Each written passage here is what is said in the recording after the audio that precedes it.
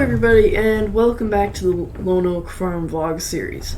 So real quick here before we get back into the farm vlogging, I just want to say from an exterior of the series thing, basically, so a little backstory on why we haven't been doing this lately. For one, both of us have been very busy with our real life farm work, so that's why we haven't been able to record. And also, in the time from when we couldn't really record till when we rebooted the series just today, as I'm recording this, I lost my mods and my game copy wouldn't work because it was on disc at the time.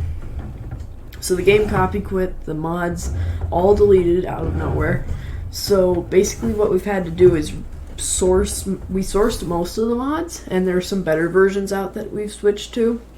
So like, for instance, this Cadillac I'm driving right now, it's a new mod that just came out literally like 2 days ago. I got this instead of the Suburban because it's still like an older vehicle. It's not crazy new, but it's a lot, the mod's just a lot nicer on the interior. If you remember, if you look closely at the Suburban, the wheel wouldn't turn right and the gauges didn't really work.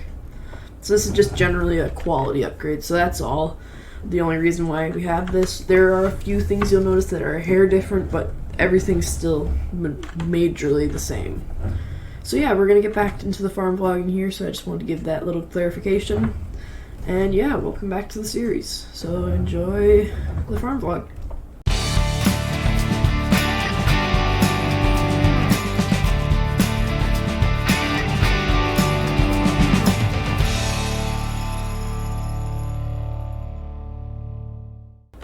So we gotta do some tillage here. I just gotta get into the MX. And we're gonna get started on tillage. Johnny's gonna work on planting. We gotta look at our crop map real quick here at the house to see what the plan is. But yeah, we're getting get going here. We're getting close to hay time again, so we'll have to get the mowers ready. But yeah, so I'm going to pull up to the house here and just take a look at the crop map and see what the plan is, and I'll get back to you guys once we get started tilling again. Alright, so we got ourselves figured out there with the crop map. I'm going to go up to our field to the way north, our northernmost field, to till up the rest of that, because we did start on half of that, and then we're going to get back to tilling that up. So we're going to turn around here in the yard and head up that way. So I'm going to get the drone out here and do a little time lapse. So enjoy that.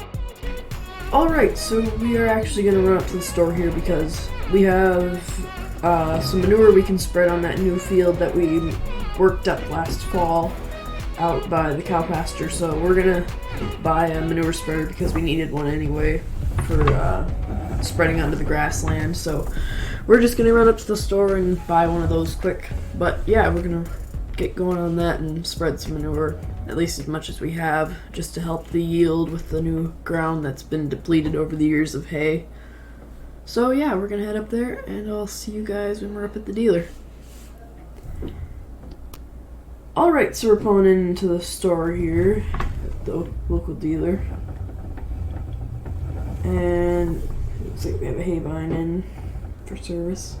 A lot of stuff going on, it looks like.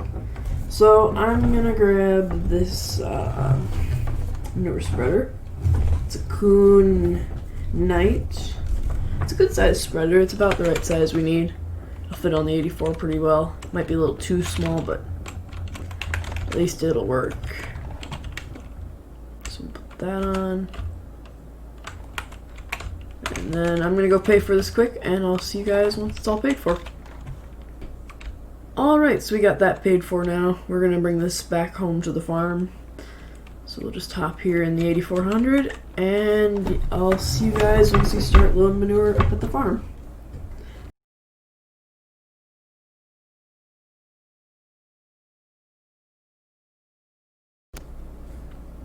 Alright, so we're back here at the farm now, and so two things have come up. One, I just got a notification on my phone that the market for wheat is going up a little bit, and we do have about 12,000 bushels, or a little more or less, in the bin, so I might throw that in the back of the dump truck and just, or the grain truck, sorry, and run that to the store. But also I need to get Johnny some corn seeds, so we're gonna have to take care of those two things quick before we can start on the manure project. So I'm just gonna back this out of the way and then hop in the probably the Dodge and grab a couple pallets, maybe 2 pallets of corn seed, and call it good. So I'll see you guys once I get the seed back. Alright, so we just got some more seed for Johnny right on time, and while I was waiting, he was waiting for me, he did load up the grain truck. So we're gonna drive off to the store. One of the plans for the future is to eventually trade this out for a actual semi. We just restored this one to be our grain truck, but it'd be good to have something a little more modern that's a little more up to code. But it works fine, so we're gonna just drive up there to the, over to the grain store. So we're gonna get going over there, and yeah, we're gonna be in the market pretty soon for a grain truck of some sort. Probably not gonna go for another tip bed like this. We'd probably get a hopper bottom with a semi setup so that we could trade out trailers when we want to grow, or trade semis if something happens, that sort of thing. So that's just a plan for the future, and maybe even trading out our gravity boxes for an auger wagon once we get more money in. But I'm gonna head over to the store, and I'll see you guys once we get up there. Alright, so we're pulling in here at the grain place. We'll just pull up here, and we're gonna drop this in to the unload area, and yeah, we'll see how much we made off of this load. Should be a pretty good number. It's not gonna be crazy good, but this is just grain we had around, taking up space in our bins. Let's see. There we go. It's going up. I'm gonna go get the check from the office there once this is all unloaded, and I'll let you guys know what we made. Alright, so we got a check for around $11,000, so that'll be a nice little boost of income. So we're gonna head back to the farm here, and we'll get started on manure. Alright, so we got the grain hauled there, and we're gonna start loading up some manure here. I think I'm gonna grab our manure bucket first, though, the one with the grapple on the front. Technically, we should probably have like a manure rake bucket with the little kind of tine things, but we're just gonna use a bucket with a grapple, which should be fine. just throw it beside this other one we have sitting here. So we'll just drop it there. Need a better way to keep the buckets. Just take this off. And we'll just grab this other bucket and we'll start loading manure because we want to get this manure spread, because around 9 o'clock tonight we're going to be getting some rainstorms, it sounds like, but that'll be good because of the germination of our seeds. So we got to get that rain and we just got to get our crops in before that happens. So we'll see if we can get it done. Johnny's probably going to be running a lot of around the clock for the next bit, but not really around the clock, but he's just going to be going hard on it. Eventually, someday, we're going to need another drill, or, planter when we grow more. But yeah, we're going to get started here. And yeah, let's get going. Oh yeah, I forgot to hook up the hydraulics. Let's just do that real quick before we get into the manure. There we go. So let's move to a time lapse of loading up the 8400 with some manure.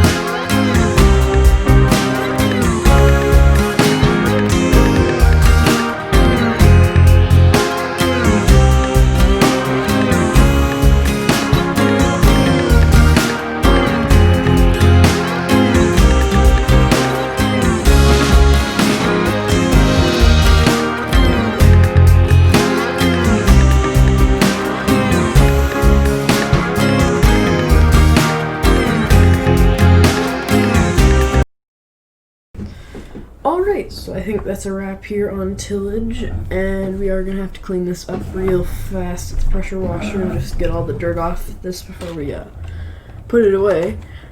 And then I'm not exactly sure what the plan is after that. We might go take over the planter for a little bit with Johnny. I got to see what the plan is still, but getting a lot done. We got the drilling done, or the disking done, but I've spread as much manure as we have on hand.